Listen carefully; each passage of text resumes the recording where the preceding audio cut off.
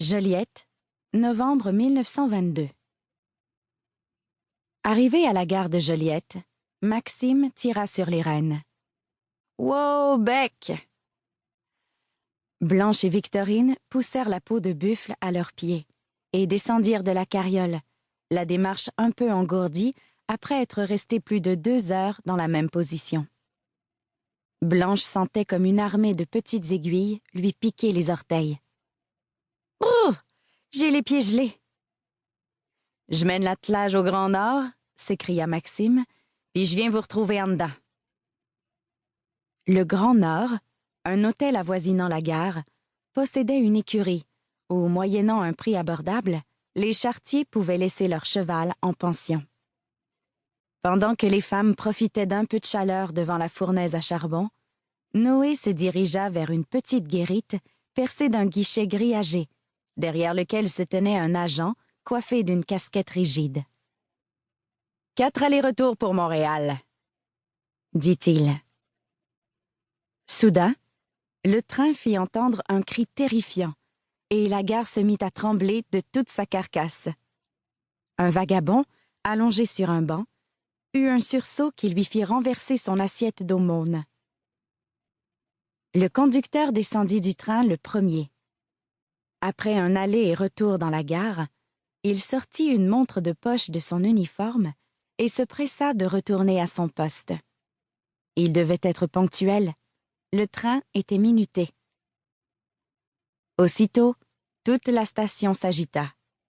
Des marchands descendaient du train, les bras chargés d'articles invendus. Une masse d'inconnus se ruait à l'intérieur. Parmi eux, des filles fardées roulaient des hanches et parlaient à tue-tête, comme pour se faire remarquer. Noé entraîna Blanche à grandes enjambées à la jonction des voies ferrées, jusqu'au marchepied de métal noir qui menait au wagon. Maxime et Victorine suivaient 2 pas derrière. Tous étaient surexcités à la pensée de retrouver leur sœur Clara, qui avait été internée à Saint-Jean-de-Dieu. Dans le train, les 2 couples prirent place sur des banquettes qui se faisaient face. L'air de la cabine sentait le tabac à pipe à plein nez, et Blanche se sentit incommodée. Elle ouvrit la fenêtre. Ses yeux fixaient une boîte enrubannée sur les genoux de Victorine.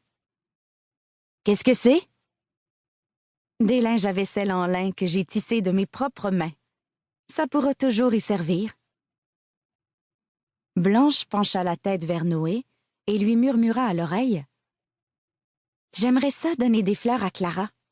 Victorine y apporte un cadeau, puis moi, je vais arriver les mains vides. »« Des fleurs, ma Blanche, ça pousse pas sur la neige. » Blanche savait que Noé ne lui refusait rien. Elle n'avait qu'à le supplier un peu et la partie serait gagnée. Elle pencha la tête sur son épaule et chuchota. « Ça a l'air qu'à Montréal, on peut en trouver à l'année chez les fleuristes. »« Si ça peut te faire plaisir, » ajouta Noé. Après un nouveau coup de sifflet, on n'entendit plus que le roulement du train qui emportait les voyageurs. La locomotive prenant de la vitesse, l'air froid s'engouffra dans la cabine. Les usagers incommodés dévisagèrent Blanche, qui se pressa de refermer la fenêtre. Noé, comme chaque fois qu'il réfléchissait, caressait le lobe de son oreille. Il dit à voix basse, « Si Clara s'accroche puis qu'elle me demande qu'on la ramène à la maison, qu'est-ce qu'on va y dire? Que maman en veut pas? » « On y trouvera bien un coin, » intervint Blanche, « quitte à la prendre chez nous. »« Avec le petit, » chuchota Noé, « pense-y par 2 fois avant de t'embarquer dans une pareille aventure. »« Il faudrait pas partir en peur, » intervint Maxime. « Attendons de voir quel accueil notre sœur va nous réserver. Après toutes ces années, je serais pas surpris qu'elle nous considère comme de purs étrangers. » Plus la locomotive avançait, plus les bancs de neige diminuaient en hauteur.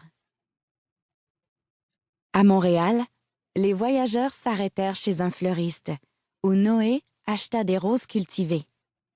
Maxime, scandalisé, regardait la belle gerbe avec mépris. Pour continuer à écouter ce livre audio gratuitement, cliquez sur le lien dans la description et vous pourrez l'écouter en entier sans frais grâce à l'essai de 30 jours d'Audible.